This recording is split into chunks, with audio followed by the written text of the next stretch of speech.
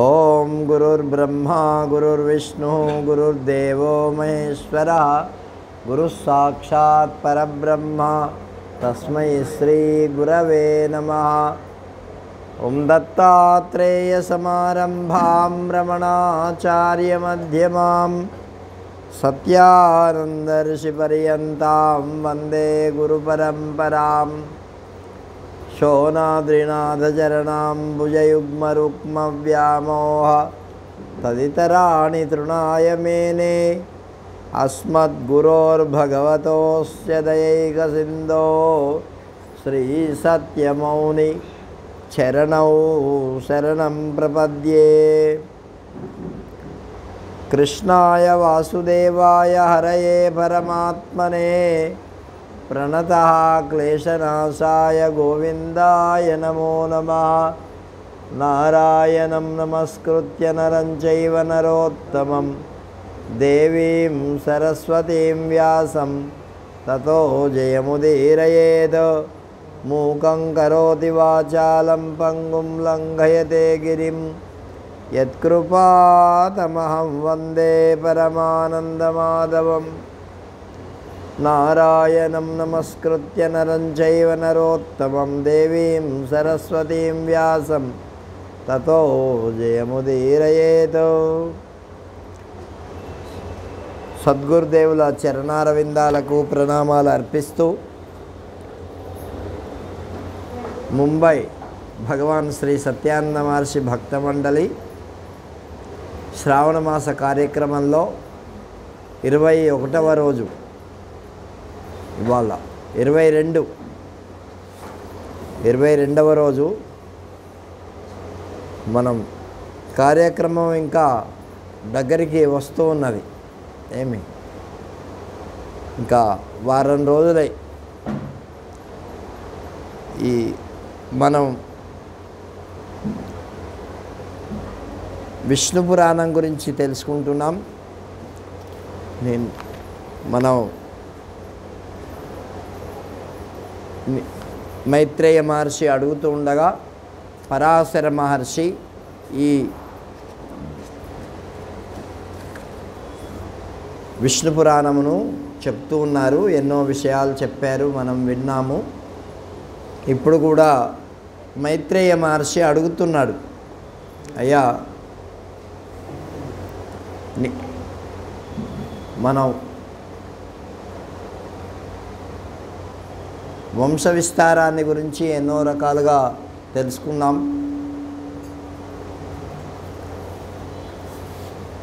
ఇప్పుడు కూడా పురుషోత్తముడైనటువంటి భగవంతుడు తన అంశతో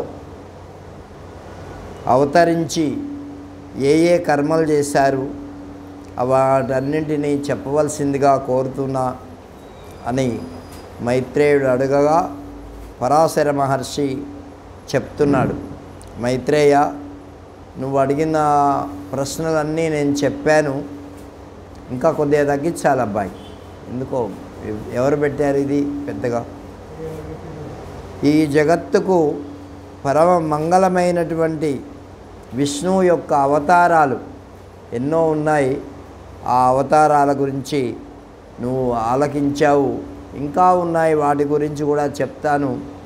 ఈ కృష్ణావతారం అని ఒకటి ఉన్నది. దేవకుని కుమార్తె అయినటువంటి మహాభాగ్యశాలి అయినటువంటి దేవతాస్వరూపిణి అయినటువంటి ఈ దేవకీదేవిని వసుదేవుడు వివాహం చేసుకున్నాడు. దేవకీ వసుదేవుల వివాహం పూర్తయిన తర్వాత నవదంపతులు శుభప్రదమైనటువంటి రథంలో ఎక్కి భోజనందనుడైనటువంటి కంసుడు తానే వాళ్ళిద్దరినీ సారథి అయి రథం తోలుతూ తీసుకెళ్ళసాగాడు. ఆ సమయంలో ఒక మేఘం ఉరిమింది. ఆ మేఘంతో సమానమైనటువంటి గంభీర ధ్వని వినిపించింది. ఆ ఆకాశవాణి ఉచ్చైస్వరంతో కంసుణ్ణి ఉద్దేశించి ఇలా అన్నది, ఓరి మూఢా, భర్తను కలిసి ఎవరినైతే రథం మీద తీసుకొని వెళ్తున్నావో ఆమె అష్టమ గర్భం నీ ప్రాణాలను అపహరిస్తుంది అని ఆకాశవాణి చెప్పింది. ఇత్యాకర్ణ్య, ఎప్పుడైతే ఈ మాట విన్నాడో, అంతకుముందు ఎంత ప్రేమతో ఉన్నాడో ఇప్పుడు అంత క్రూరమైనటువంటి వాడైపోయాడు. చూడండి, చావు అనేసరికే మానవుడి యొక్క వ్యవహారం అంతా మారిపోద్ది. అట్లా మారిపోయాడు, ఉగ్రుడైపోయాడు, కత్తి తీశాడు, దేవకిని చంపుదామని ఉద్యుక్తుడైనాడు. అప్పుడు వసుదేవుడు వారిస్తూ ఇలా అన్నాడు, ఓ మహారాజా, ఈ దేవకిని వధిస్తే నీకేం ప్రయోజనం? ఈమె 8వ గర్భం కదా, నీకు మృత్యువును కలిగిస్తుందని ఆకాశవాణి చెప్పింది. మరి ఆకాశవాణి చెప్పిందంతా సత్యమని ఎట్లా నమ్ముతున్నావు? ఎట్లా ఉద్యుక్తుడు అయ్యావు అని ఆయనను అంటూ, ఇవన్నీ ఆకాశంలో వచ్చే శబ్దాలన్నీ సత్యమని నమ్మితే ఇంకా ఏమున్నది నాయన? ఒకవేళ సత్యమే అనుకో, అది ఎప్పుడు 8వ గర్భం కదా, ఇప్పుడే చంపేస్తే. కాబట్టి కంసుడు అతని యొక్క మాటలు విని అతను ఏమన్నాడంటే, ఇదిగో పుట్టినటువంటి వాళ్ళనంతా కూడా తీసుకొచ్చి నీకు అప్పచెప్తా అని చెప్పేసరికి ఈయన కొద్దిగా నానాడు. సరే, అప్పుడు ఆ సమయంలో సత్యవాక్య పరిపాలనం అంటే అంత ప్రాణం ఉండేది వాళ్ళకు. కాబట్టి పుట్టిన బిడ్డను పుట్టినట్టుగా వసుదేవుడు తీసుకొచ్చి కంసుడికి అప్పచెప్పాడు. ఏమి, అప్పుడు దేవకిని చంపడం ఆయన మానేశాడు తాత్కాలికంగా. ఆ సమయంలోనే ఈ భూమి గోరూపం ధరించి ఆ సుమేర్ పర్వతంలో ఉండేటటువంటి ఉపరిభాగంలో ఉండేటటువంటి దేవతల దగ్గరికి వెళ్ళింది. వెళ్ళి, అయ్యా, నాకు భారం ఎక్కువైపోతున్నది, భూభారం మోయలేకుండా పోతున్నాను, కాబట్టి మీరు ఏదైనా చేయండి అంటే ఆమె యొక్క మొరను ఆలకించి బ్రహ్మదేవుని దగ్గరికి వెళ్ళారు. ఆ దేవ సమాజము వాళ్ళంతా కలిపి ఆ బ్రహ్మదేవునికి నమస్కారం చేసి ఇలా వివరించారు, అగ్ని ఈ బంగారానికి గురువు. ఎందుకు? అగ్నిలో వేస్తే బంగారం శుద్ధమైపోద్ది. ఎవరైనా సరే శుద్ధం కావాలంటే గురువు దగ్గరికి పోతే శుద్ధమైపోతాడు. అట్లాగా గురువు ఏం చేస్తాడంటే ఆ అగ్నిలో ఆ బంగారాన్ని వేలుస్తాడు. మరి అట్లా గురువుగారి దగ్గర బంగారం కరిగిస్తేనే శుద్ధమైనట్లు ఈ శిష్యుణ్ణి కూడా గురువుగారు ఏం చేస్తారు, మంచిగా అగ్నిలో వేసి అన్ని కరిగించి మరి మంచిగా చేస్తాడు. అట్లా ఈ సమస్త ప్రపంచంలో ఉండేటటువంటి పదార్థాలకు గురువు ఎవరు అంటే సూర్యభగవానుడు. సూర్యభగవానుని యొక్క కిరణాలు ఎప్పుడైతే పడతాయో అన్నీ శుద్ధమైపోతాయి. అర్థమైందా? అందుకే పెద్దవాళ్ళు ఏం చెప్పారంటే, ఎండలో వేయరా, అది బాగైపోద్ది. చూడండి, వాసన వచ్చే పదార్థాలు కూడా ఎండలో వేసావనుకో అవి క్లీన్ అయిపోతాయి. అట్లాగా ఈ సకల లోకాలకు గురువెవరు అంటే నారాయణుడు. కాబట్టి ఆ నారాయణుణ్ణి మరి మనం వెళ్ళి ప్రార్థన చేస్తాం అని చెప్పి బ్రహ్మదేవుడు అన్నాడు. మనమంతా అట్లాగే అందరూ కలిసి బ్రహ్మదేవుడు, దేవతలు, ఈ గోరూపంలో ఉండేటటువంటి భూదేవి అందరూ కలిసి ఆ నారాయణ దగ్గరికి వెళ్ళారు. అవ్యక్త రూపుడైనటువంటి వాడు కళ, కాష్ట, నిమేషము మున్నగు ప్రమాణాలతో లెక్కింపదగినటువంటి వాడు కాలస్వరూపుడు భగవంతుడు. సమస్త దేవతాగణాలన్నీ ఆ విష్ణువు యొక్క అంశయే. ఆదిత్యులు, మరుత్తులు, సాధ్యులు, రుద్రులు, వసువులు, అశ్విని కుమారులు, అగ్నులు, పితృకుమారులు, లోక సృష్టికారకమైనటువంటి అత్రి మొదలైనటువంటి ప్రజాపతులు, యక్షులు, రాక్షసులు, దైతేయులు, పిశాచులు, ఉరగులు, దానవులు, గంధర్వులు, అప్సరసలు వీళ్ళందరూ కూడా విష్ణు స్వరూపమే. కాబట్టి గ్రహాలు, నక్షత్రాలు, తారకా సమూహం కూడుకున్నటువంటి ఆకాశం, అగ్ని, జలము, వాయువు, భూమి ఇదంతా కూడా శబ్దస్పర్శాదులతో కూడినటువంటి ఇంద్రియాలు, ఇంద్రియానికి అధిష్టానమైనటువంటి మనస్సు, ఈ జగత్తమంతా కూడా విష్ణుమయమే. అందుకే భాగవతంలో చెప్పాడు కదా, ఈ విష్ణుమయము, హరిమయము ఈ జగమంతా అని. అప్పటికి సమస్త రూపాలతో కదిలేటటువంటి రాత్రి పగలు భేదం లేకుండా ఒకటి ఇంకోటి దాన్ని బాధించేది లేకుండా అట్లా ఉండేటటువంటి సమస్తము కూడా ఆ భగవత్ స్వరూపమే. అందువల్ల కాలనేమి మొదలైనటువంటి దైత్య గుణాలు మర్త్యలోకంలో ఆక్రమించి రాత్రి పగలు అనే భేదం లేకుండా ఎల్లప్పుడూ అచ్చటి ప్రజలను బాధిస్తున్నారు కొంతమంది. మరి సర్వశక్తివంతుడైనటువంటి మహావిష్ణువు కాలనేమి చేత ఒకప్పుడు సంవరింపబడ్డాడు. ఆ మహాసురుడే ఉగ్రసేనుని కుమారుడుగా ఈ కంసుడుగా పుట్టాడు. కాబట్టి అరిష్టుడు, ధేనుకుడు, కేసి, ప్రలంబుడు, నరకుడు, సుందుడు, అదేవిధంగా బలిచక్రవర్తి కుమారుడైనటువంటి అతి భయంకరమైనటువంటి వాడు బాణాసురుడు మరి అలాగే నిలిచి ఉన్నారు.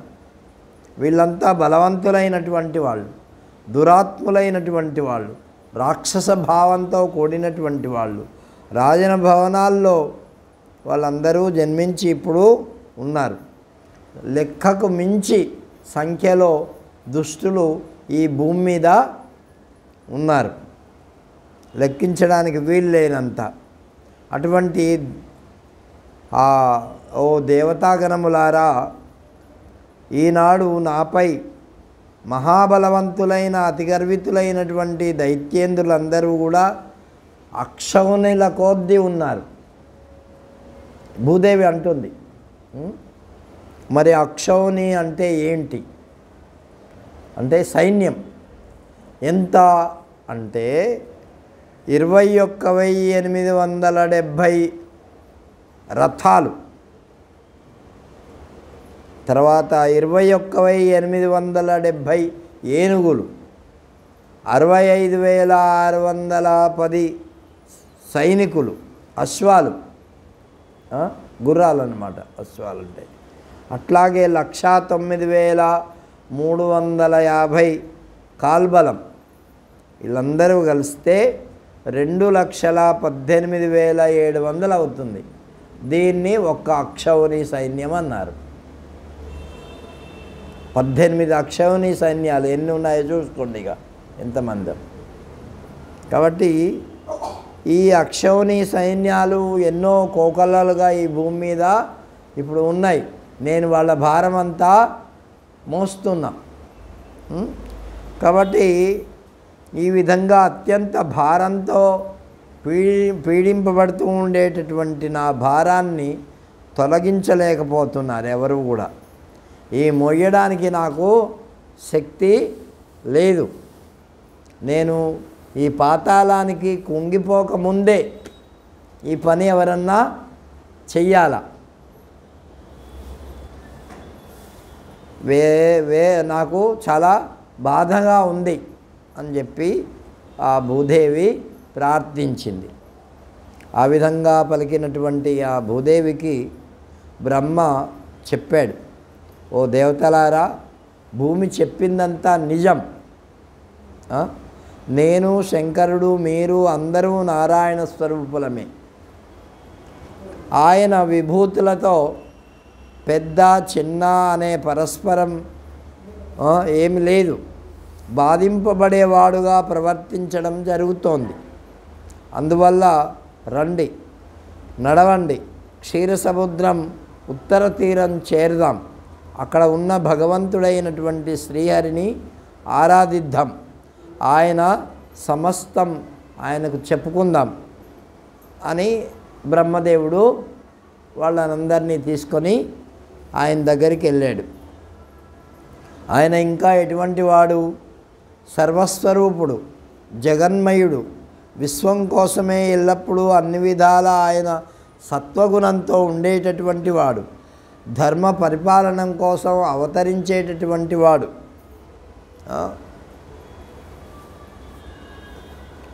ఈ విధంగా ఆ పితామహుడు అంటే బ్రహ్మదేవుడు చెప్పగా పాలకడలిపైకి వాళ్ళందరూ కూడా పయనమయ్యారు. అక్కడ సమాధి స్థితిలో ఉన్నటువంటి గరుడధ్వజుని స్తుతించారు. వేదాలకు గోచరం కానటువంటి ఓ మహాప్రభు, పరా అపరా అనే రెండు విద్యలు నీవే, మూర్తము అమూర్తము అనేటటువంటి స్వరూపాలు కూడా నువ్వే. అంటే మూర్తము అంటే ఇట్లా రూపంగా ఉండేటటువంటిది. అమ్మా తర్వాత మాట్లాడి, ఇప్పుడేం కొప్ప మునిగిపోలేదు కదా, అదే తర్వాత మాట్లాడవచ్చు రాత్రి. కాబట్టి ఈ విధంగా మూర్తము అంటే మూర్తి స్వరూపంలో ఉండేది, అమూర్తము అంటే మూర్తి ఏమీ లేకుండా చైతన్యవంతంగా ఉండేది. అట్లా ఆ స్వరూపాలన్నీ నువ్వే, సాకారం నిరాకారం అన్నమాట. ఏమి కాబట్టి ఓ జగద్విరాట్ స్వరూప, సర్వజ్ఞ, శబ్దబ్రహ్మము నువ్వే, పరబ్రహ్మము నువ్వే అని బ్రహ్మదేవుడు మొదలైనటువంటి వాళ్ళు ఆ పరమాత్మను, నారాయణుణ్ణి వాళ్ళు స్తుతిస్తూ ఉన్నారు.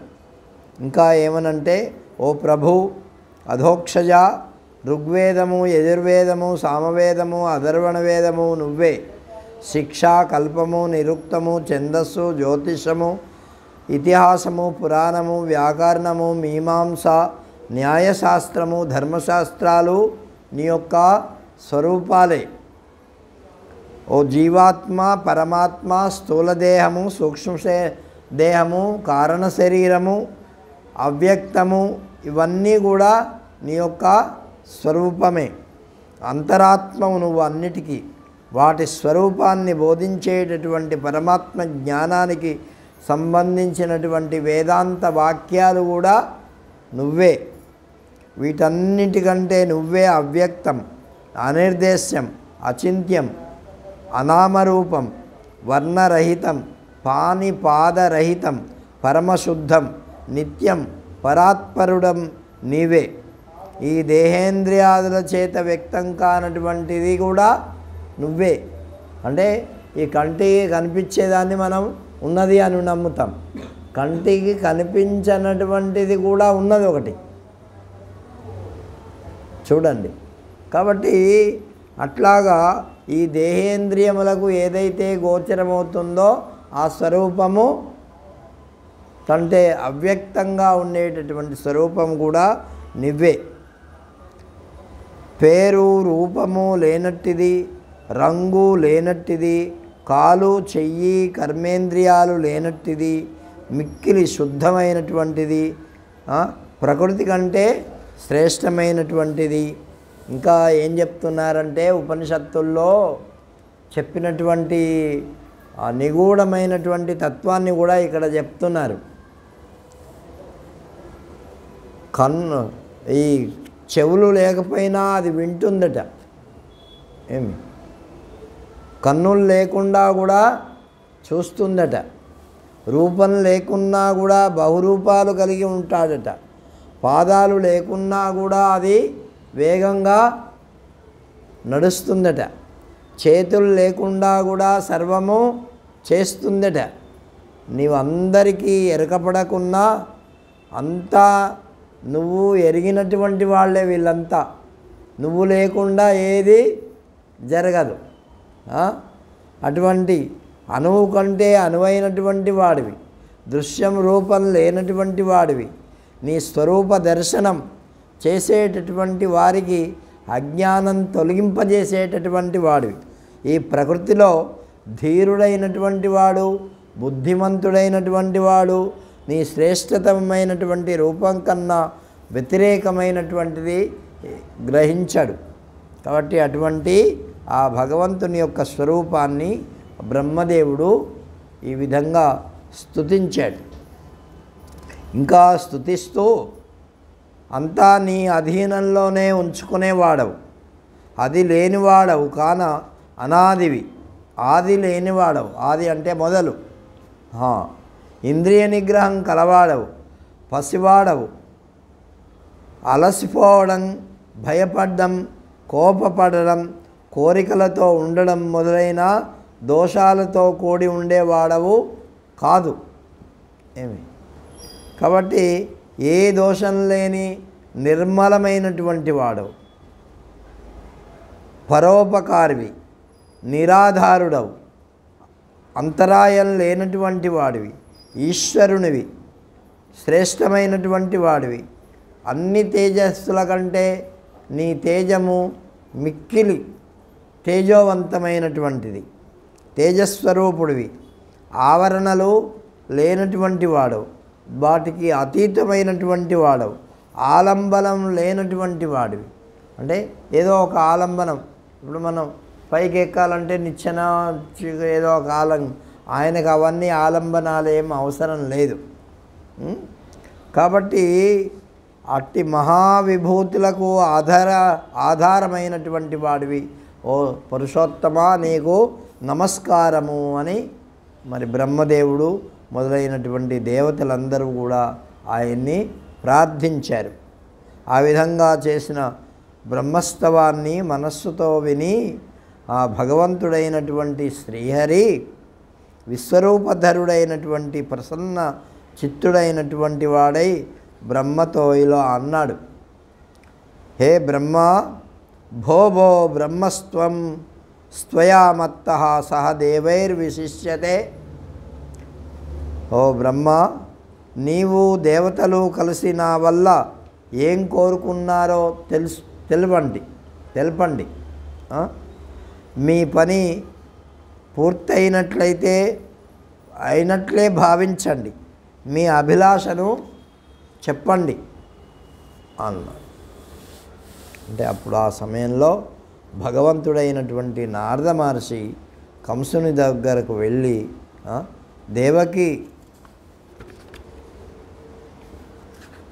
పుట్టబోయేటటువంటి ఇంకా స్తుతి ఉన్నది, ఆ స్తుతి అంతా కూడా వాళ్ళు స్తుతి చేసినారు. భగవంతుడు ఒప్పుకున్నాడు, సరే ఈ భూభారాన్ని నేను తగ్గిస్తాను అని చెప్పి. అదే సమయంలో మరి కంసుని దగ్గరికి ఎవరు వెళ్ళారు? నారద మహర్షి వెళ్ళాడు. నారద మహర్షి పుట్టబోయే ఆ అష్టమ గర్భం ఉద్ధరించగలనని, అంటే ఈ కంసుని ఉద్ధరిస్తానని చెప్పాడు. నారదుని వల్ల సమాచారం విన్నటువంటి కంసుడు మళ్ళీ కోపోద్రిక్తుడైనాడు. ఈ దేవకి వసుదేవులు ఇద్దరిని ఒక గృహంలో బంధించేశాడు. అంటే ప్రిజన్, ఒక జైల్లో పెట్టేశాడు.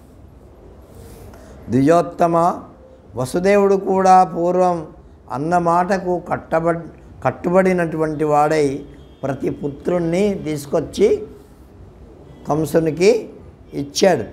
అయితే ఆయన వీళ్ళందరితో నాకు ప్రమాదం లేదు కదా, అందరినీ తీసుకుపో అన్నాడు. మొట్టమొదట 6 అయినారు. మళ్ళీ అప్పుడు నారద మహర్షి వచ్చాడు. ఈ విషయాలన్నీ చెప్పేసరికి మరి ఎవడు ఎట్లా ఉంటాడో, వీడితో ప్రమాదం లేదని అన్నా కూడా వీళ్ళందరూ కలిసి వచ్చి నాకు అపకారం చేయవచ్చు అని చెప్పేసి అనుకొని అనుమానం మీద అన్నమాట వాళ్ళందరినీ చంపేశాడు. కాబట్టి ఆ తర్వాత విష్ణుచే నియోగించబడినటువంటి యోగ నిద్ర 6 దేవకీ గర్భంలో క్రమంగా అనుసంధానం చేసి తర్వాత ఇలా వాళ్ళందరినీ చంపేశాడు. ఎవరు? కంసుడు. అంటే దేవకికి పుట్టినటువంటి 6. ఆ తర్వాత సప్తమో భోజరాజస్య భయాత్ రోధోపరోధతః దేవక్యా పతితో గర్భః ఇతి లోకో వదిష్యతి. భోజరాజైనటువంటి కంసుడు భయం వల్ల కారాగారంలో నిర్బంధించబడినందువల్ల దేవకీకి సప్తమ గర్భం నష్టమైందని లోకం ఇట్లా ప్రచారమైంది. 6 చంపాడు కదా, మరి సప్తమ గర్భము ఆమెకు గర్భస్రావమైందని చెప్పారు. అయితే యోగమాయ ఏం చేసిందంటే ఆ గర్భాన్ని తీసుకొని వెళ్ళి రోహిణి గర్భంలో పెట్టింది. ఆ గర్భం ఆయనే ఆ గర్భమే బలరాముడుగా అవతరించాడు రోహిణి గర్భంలో. కాబట్టి ఆ శిశువు గర్భం నుంచి సంకర్షించబడ్డాడు కాబట్టి ఆయనకేం పేరు పెట్టారు? సంకర్షణుడు అని పేరు వచ్చింది. అట్లా ప్రసిద్ధి అయినాడు, మహావీరుడైనాడు. అటుపైన శుభస్థానమైనటువంటి దేవకీ జఠరంలో మళ్ళీ యశోదా గర్భంలో ప్రవేశించవలసింది ఆలస్యంగా. అంటే వర్ష ఋతువులో శ్రావణ మాసంలో కృష్ణపక్షంలో రాత్రి సమయంలో అష్టమి నాడు నేను పుడతాను అని భగవంతుడు చెప్పాడు. అప్పుడు ఈ యోగమాయ దేవకీ గర్భంలో యశోద గర్భంలో ఆమె ఉన్నది. ఈ దేవకీ గర్భంలో కృష్ణ పరమాత్మ ఆయన ఉద్భవిస్తావు. ఈ విధంగా అని దేవి కంసుడు కూడా నన్ను పట్టుకొని బండరాయిపై విసిరేస్తాడు. అప్పుడు చెప్పాడు ఆమెకు. అంటే ఇంత వివరంగా మన భాగవతంలో లేదు, జరగబోయేటటువంటిది కూడా దీంట్లో చెప్తున్నారు. కాబట్టి కంసుడు ఈ విధంగా చేస్తాడు, అంటే బండరాయి మీద విసిరేస్తాడు. అప్పుడు నువ్వు అంతరిక్షంలోకి పైకి వెళ్ళిపో అని చెప్పాడన్నమాట. ఇంద్రుడు 1000 కన్నులటు కలిగినటువంటి వాడు కాబట్టి నిన్ను గమనించి నాపై ఉన్నటువంటి గౌరవంతో నీకు నమస్కరించి నీకు తల వంచి ప్రణమిల్లి చెల్లెలుగా నిన్ను స్వీకరిస్తాడు అని ఆమెతో చెప్పాడు. అందుకే మన గ్రామ దేవతలు ఎన్నో పేర్లతో పిలువబడతాయి. ఎల్లమ్మ అని అదని, ఇంకా ఈ విశాఖపట్నం ఆ జిల్లాల్లో పైడమ్మ తల్లి అని, నూకలమ్మ అని, ఇట్లా చాలా రకాలుగా పిలువబడుతుంది. అంటే వాళ్ళందరూ కూడా ఆ దేవతలే. వాళ్ళందరూ ఏమిటంటే ఒక్కొక్క గ్రామానికి ఒక్కొక్క గ్రామదేవతగా అవతరించి అట్లా పేర్లు పెట్టి ఉన్నారు. కాబట్టి ప్రతి ఊరికి చూడండి గ్రామదేవత ఉన్నది. మరి మన ముంబైకి గ్రామదేవత ఏంటి? ముంబాదేవి. ఏమి ఆమెను కూడా ఎంతోమంది కొలుస్తారు. కాబట్టి ఇట్లా ప్రతి ఊర్లకి ప్రతి ఎవరి ఊరైతే ఉన్నదో వాళ్ళందరూ కూడా ఏం చెప్తారంటే పెద్దవాళ్ళు గ్రామదేవతను పూజించాలా, గ్రామదేవతను సేవించాలా. తర్వాత మనం ఎక్కడన్నా వెళ్తూ ఉంటే పొలమారు దాటేటప్పుడు గ్రామదేవతకు చెప్పాలా, నేను ఇలా వెళ్తున్నాను, మళ్ళీ నీ దగ్గరికి తిరిగి వస్తా అని చెప్పాలా అని పెద్దవాళ్ళు చెప్తూ ఉండేవారు. కాబట్టి ఇదంతా కూడా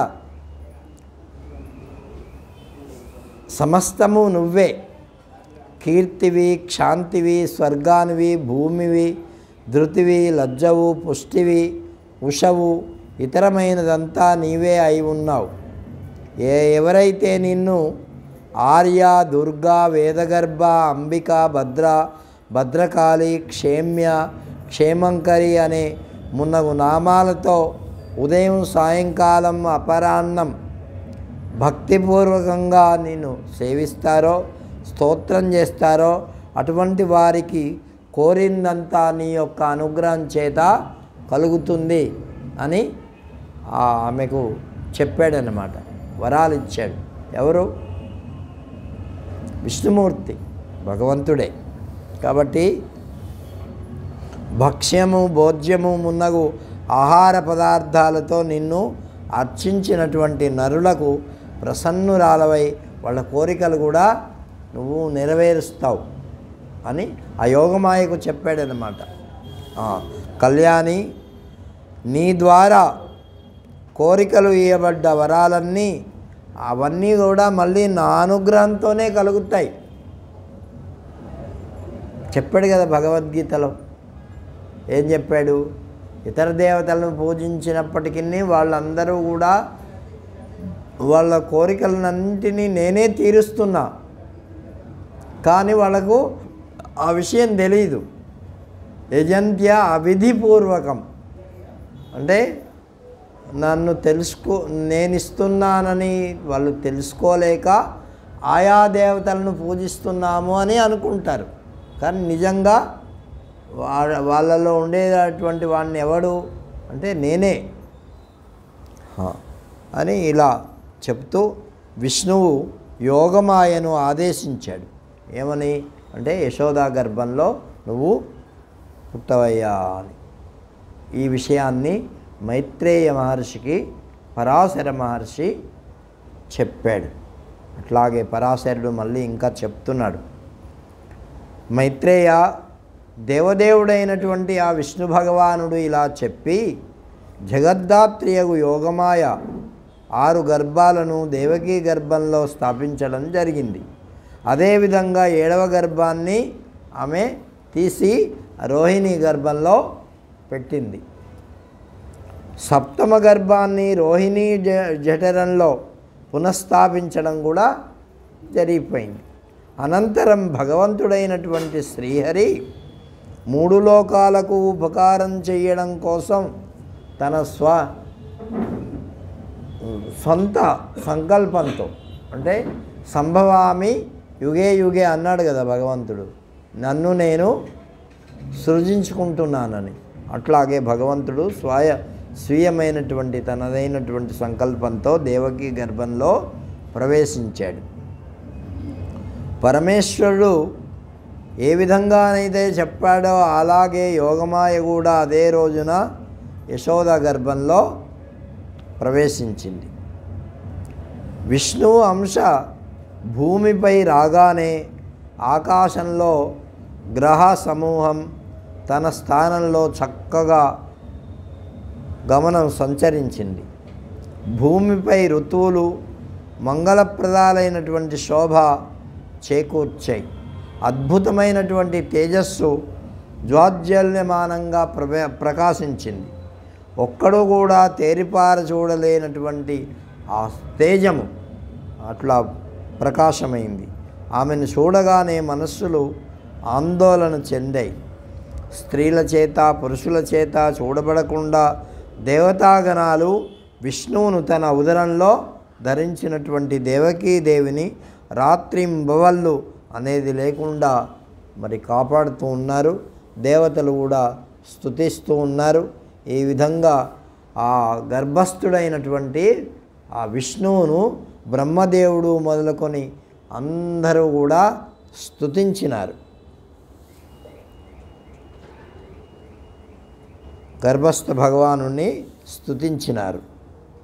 ఇట్లా స్తుతించి మంగళస్వరూపులారా, భూలోకము, భువర్లోకము, స్వర్లోకము, మాలోకము, జనోలోకము, తపోలోకము, బ్రహ్మ అంటే సత్యలోకము వరకు ఉన్న ఈ సంపూర్ణ బ్రహ్మాండం అంతా కూడా ఉన్నటువంటి దేవతలు, దైత్యులు, గంధర్వులు, చారణులు, మహానాగులు, యక్షులు, రాక్షసులు, ప్రేతలు, గుయ్యకులు, మనుష్యులు, పశువులు, ఇంకా మిగిలినటువంటి జీవకోటి అంతా కూడా ఇలా అందరినీ తన వశంలో ఉంచుకొని సర్వగామి అయి భగవంతుడు ప్రవర్తిస్తాడు. కాబట్టి ఆయన్ను అనంతుడు అన్నారు.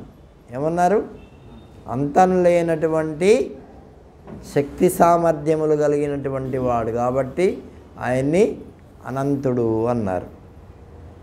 కాబట్టి ఎవని రూపకర్మ స్వభావాలు, ఎవని సమస్త ప్రమాణాలు కొలతకు అందవో, దుగ్గోచరం కావో అట్టి విష్ణువు నీ గర్భంలో ఉన్నాడు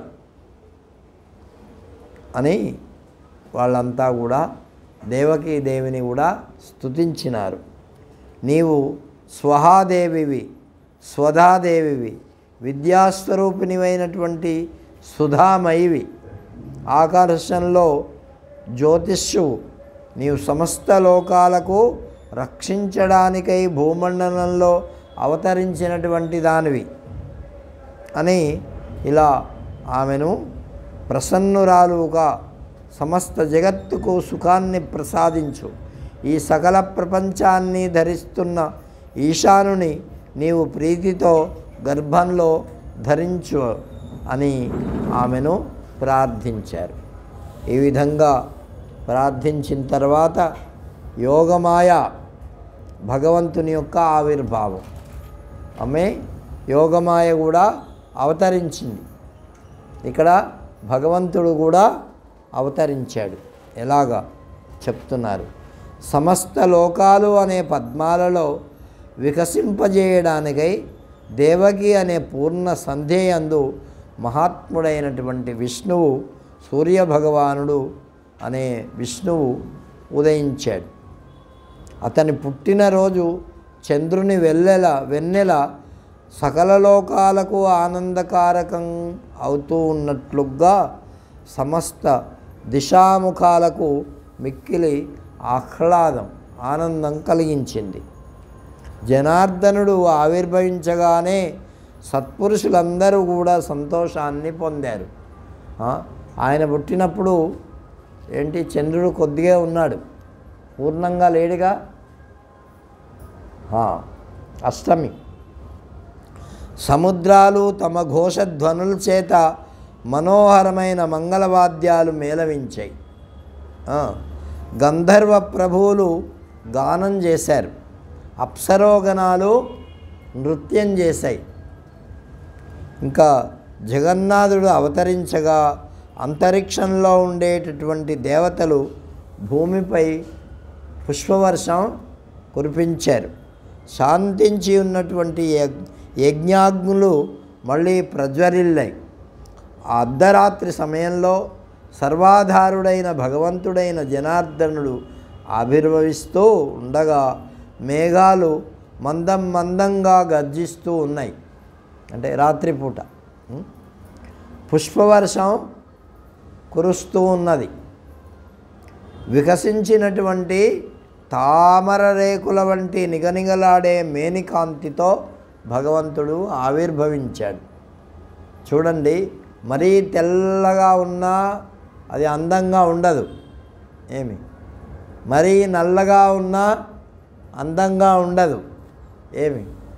ఆ తెలుపు నలుపు కలిసి ఒక రకమైనటువంటి రంగు వచ్చినప్పుడు దాని మీద ఒక విధమైనటువంటి నీలిమ వచ్చినప్పుడు దాని యొక్క అందం అద్భుతంగా ఉంటుంది. అట్లా ఉండేటటువంటి పరమాత్మ ఆ రంగులో పుట్టాడట. అది కాబట్టి అప్పుడప్పుడు మనకు అవి కనిపిస్తూ ఉంటాయి అటువంటి రంగులు. వసుదేవుడు ప్రాసాదగురం నిండిన వచనాలతో ఎంతో ప్రాసాద అంటే ఆనందంతో ఆయన ఇలా స్తుతించాడు. కంసుని వల్ల భయంతో అప్పుడు ఇలా విన్నవించాడు, అయ్యా దేవదేవేశ, నువ్వు ఇలా చతుర్బాహులతో ఉన్నావు, ఇలా ఉంటే నీకే ముప్పు, మాకు అంతకంటే ముప్పు అన్నాడు. నేను నిన్ను తెలుసుకున్నాను, శంఖము చక్రము గద ధరించి ఉన్నవాడా, దివ్య రూపాన్ని నాపై అనుగ్రహంతో ఉపసంహరించు. భాగవతంలో పోతన గారు అద్భుతమైనటువంటి పద్యాలు రాశారు. ఉబ్బి చెలరేగి వసుదేవుడు ఉత్సహించే. ఆయన భగవంతుడు పుట్టినప్పుడట చాలా సంతోషించాడట, కన్నాడట. కన్నాడంటే ఏంటి? కన్నాడంటే ఈ కళ్ళతో చూడ్డం. కన్నాడు, కన్ని పులకించాట. ఆయన్ని చూడగానే శరీరం అంతా కూడా పులకించిందట. పులకించి చోద్యముంది, అంటే ఆశ్చర్యపోయినాడు ఆయన యొక్క స్వరూపాన్ని చూసి. 4 చేతులతో మరి శంఖ చక్ర గదా పద్మాలతో పుట్టేసరికి ఆశ్చర్యపోయినాడు. చోద్యముంది ఉబ్బి. ఉబ్బి అంటే ఎంతో సంతోషం కలిగినప్పుడు చాలా, అంటే ఉబ్బడం అంటే ఇట్లా శరీర అవయవాలు ఏదైనా దెబ్బ కొట్టినప్పుడు ఉబ్బడం కాదు, అర్థమైందా? మానసికంగా ఉబ్బడం. ఉబ్బి చెలరేగి. చెలరేగి అంటే లోపలనే ఆనందం పడిపోయాడు. చిన్నపిల్లలు చూడండి, ఏదన్నా వాళ్ళకి ఇష్టమైనటువంటి వస్తువులు ఇస్తే వాళ్ళు గంతులేస్తారు. అది ఉబ్బడం, చెలరేగడం. చెలరేగి చోద్యముంది వసుదేవుడు ఉత్సహించే. అటువంటి ఆనందాన్ని వసుదేవుడు పొందాడు అని దీంట్లో బ్రహ్మానంద స్వామి వారు ఒకసారి చెప్పినారు. 7 భూమికలు ఉన్నాయ్యా, ఈ 7 భూమికలు భగవంతుణ్ణి చూసినప్పుడు అలా ఆ భూమికలను అధిరోహించాలా అని చెప్పేవారు. కాబట్టి యోంతరూపో ఖిల విశ్వరూపో గర్భేపి లోకాన్ వపుషాభిభర్తి ప్రసీదతామేష సదేవ దేవ స్వమాయయా విష్కృత బాలరూపా. అంత దేవకి గర్భంలో ఉన్నప్పటికీ అనంతరూపుడు, సమస్త విశ్వరూపుడుగా ఉండి తన శరీరం చేత సమస్త లోకాలను భరిస్తూ ఉండేటటువంటి వాడు, తన మాయ చేత బాలరూపాన్ని ధరించినటువంటి వాడు దేవదేవుడు మా పట్ల ప్రసన్నుడగుగాక అని వాళ్ళు ప్రార్థించినారు.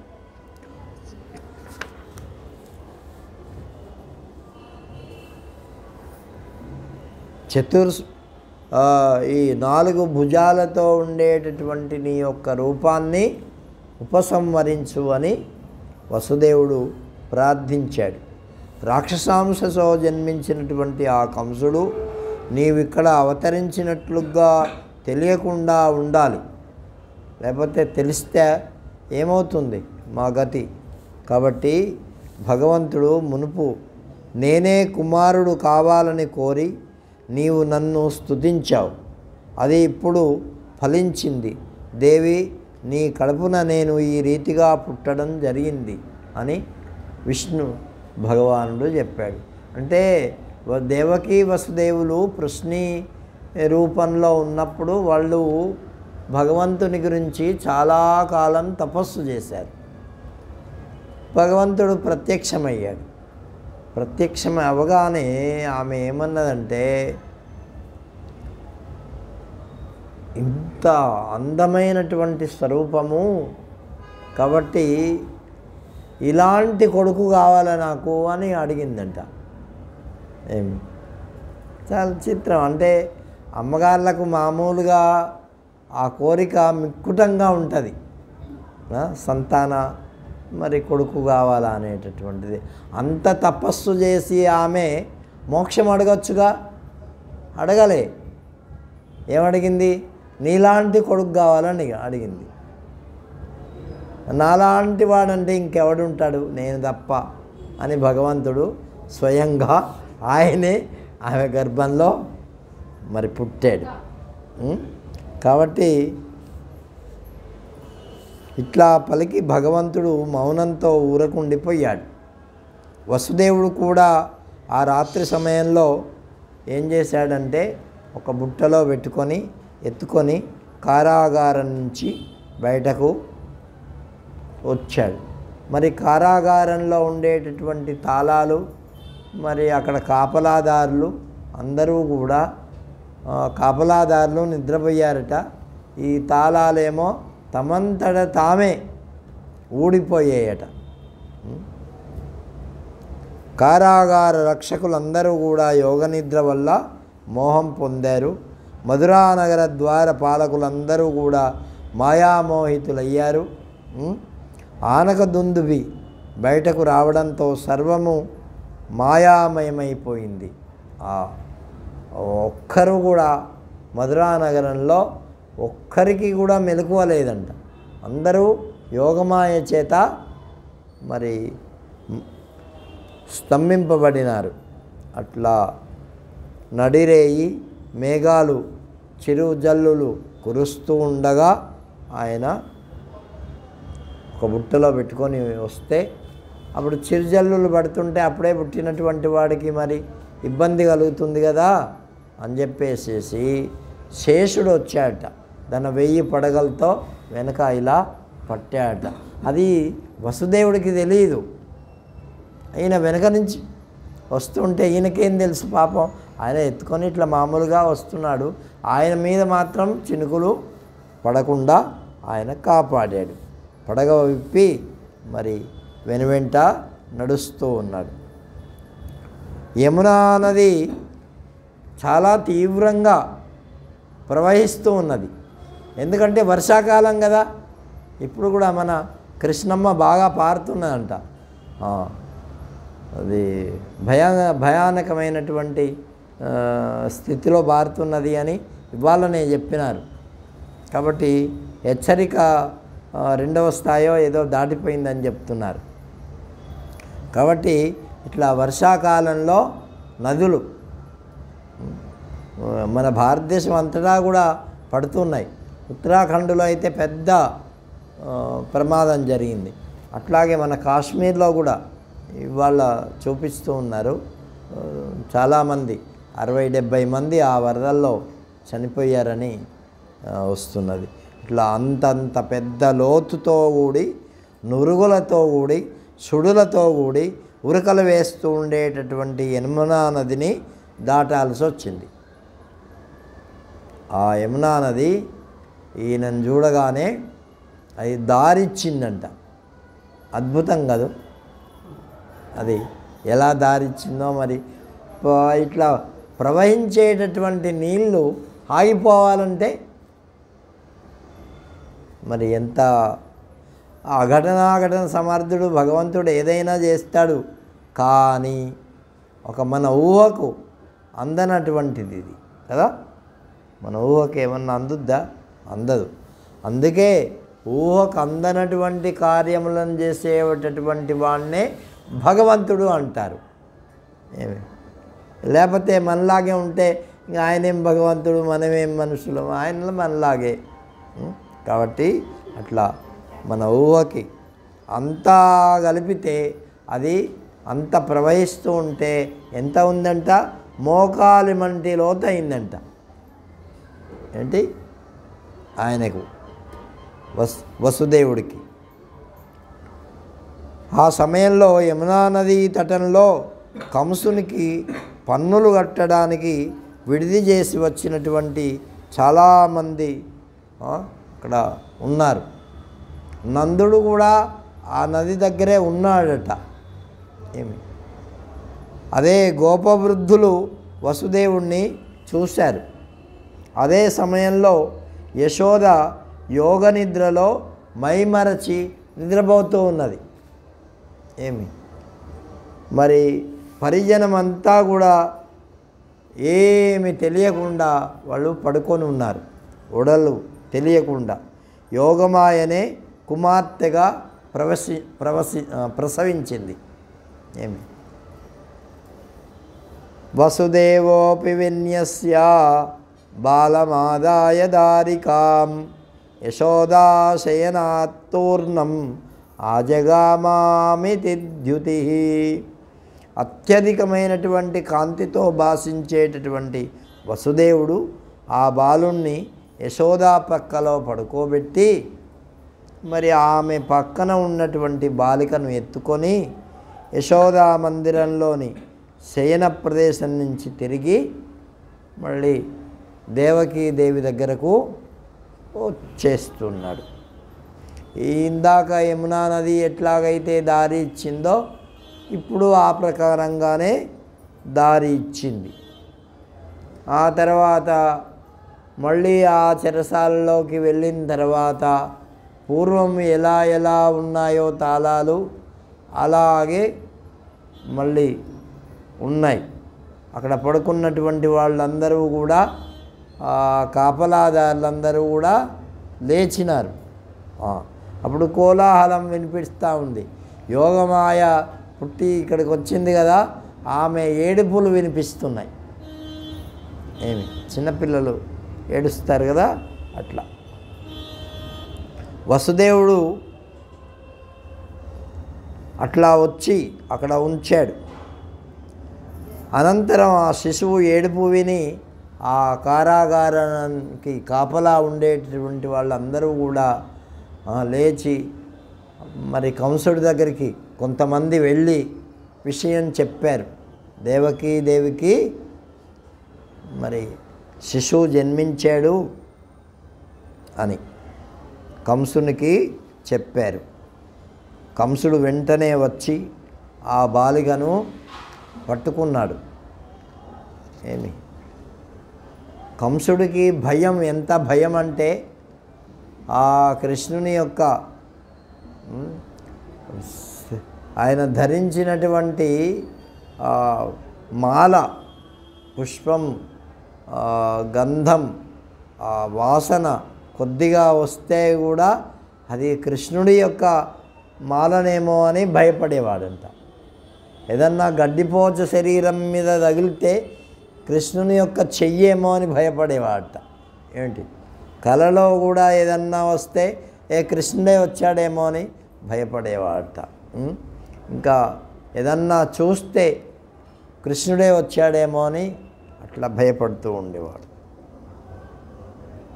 దేవకి అన్నది ఒక మంచి పద్యం రాశాడు మన పోతన గారు ఈ విషయంలో. అన్న అని 10 సార్లు అంటుంది ఆ పద్యంలో ఆమె దేవకి.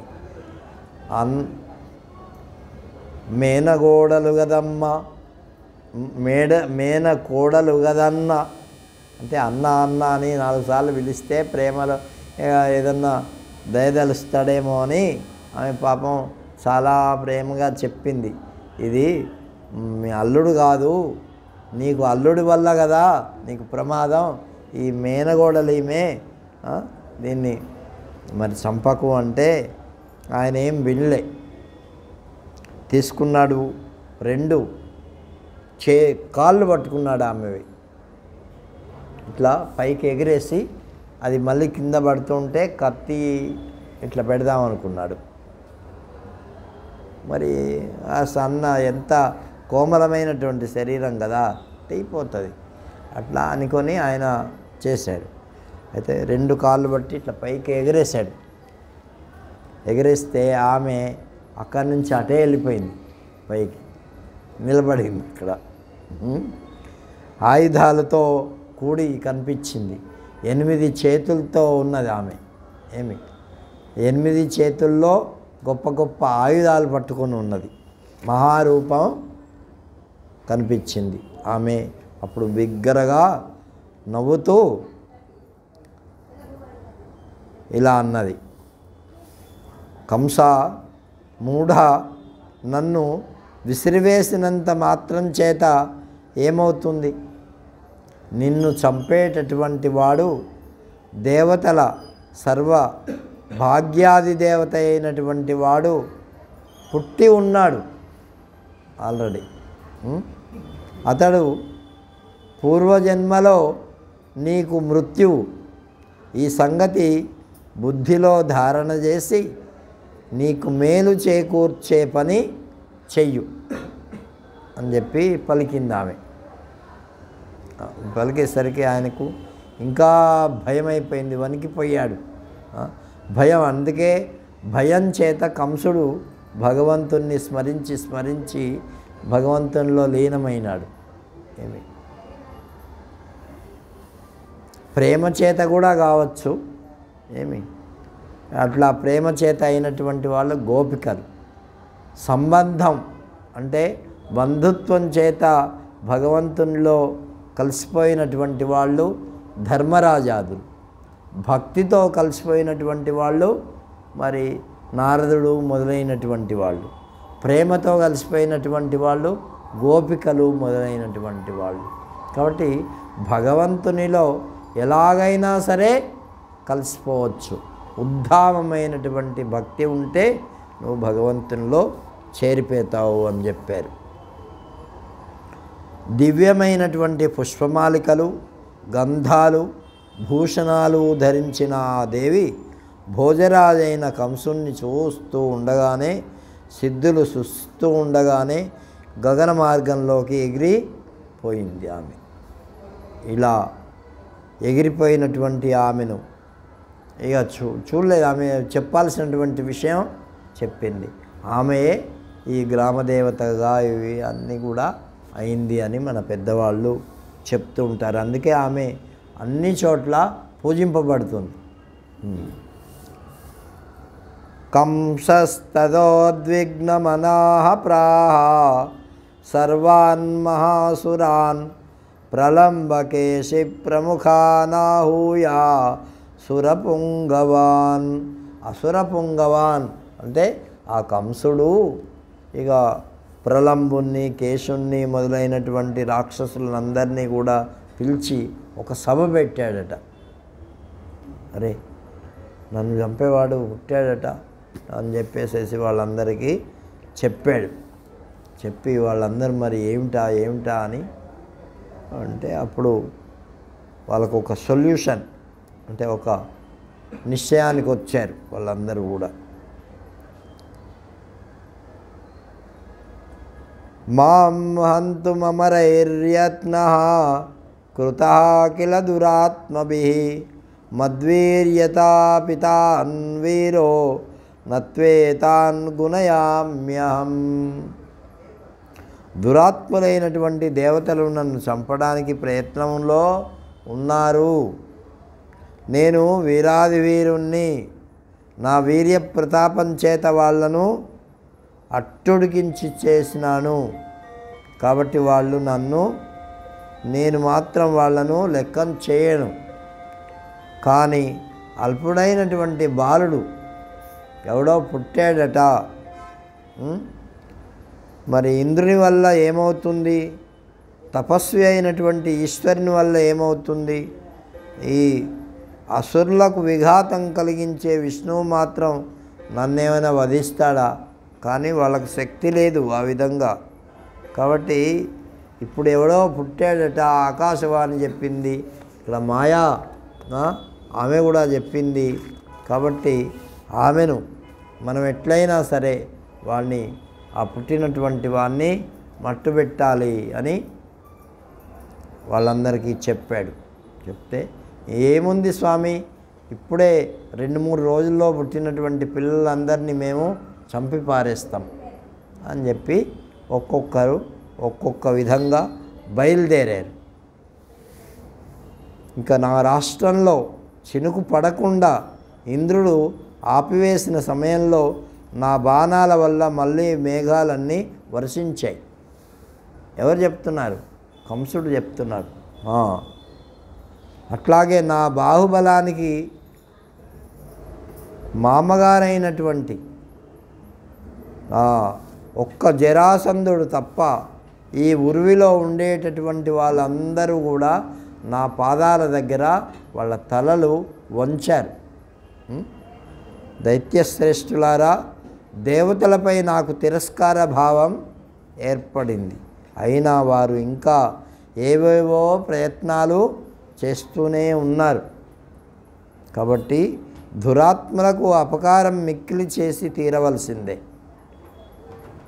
నేను అవశ్యం ఇందుకు పూనుకోవలసిందే అని వాళ్ళందరికీ చెప్తే వాళ్ళు కూడా ఏమన్నారు, తప్పకుండా పని చేస్తాం, చిన్నపిల్లలు జన్మించినటువంటి వాళ్ళందరినీ చంపుతాము అని బయలుదేరారు. అట్లా బయలుదేరి అసురులను ఆజ్ఞాపించి కంసుడు తన మందిరంలోకి వెళ్ళిపోయాడు. వసుదేవుణ్ణి దేవకిని విడిపించాడు. వారితో, మీ శిశువులను అకారణంగా చంపాను, అవే నాకు ఇప్పుడు భయాన్ని పుట్టిస్తున్నాయి, మీరింకా పరితపించవలసినటువంటి అవసరం లేదు, మీరు ఏం తెలియనటువంటి వాళ్ళు అని వాళ్ళను ఓదార్చాడు. ఓదార్చి తను ఇక ఎట్లా ఈ పిల్లలను చంపాలా అనేటటువంటి ఆలోచనలో పడిపోయాడు ఆయన. వీళ్ళందరినీ పంపించాడు, వాళ్ళ పనులు చేస్తున్నారు. ఈ విధంగా చెప్పాడని మైత్రేయ మహర్షికి పరాశర మహర్షి చెప్పాడు. మనకి ఇవాళ సమయం అయిపోయింది అప్పుడే. కాబట్టి రేపు ఆ విషయాలన్నీ తెలుసుకుందాం. శ్రీరామ జయ రామ జయ జయ రామ.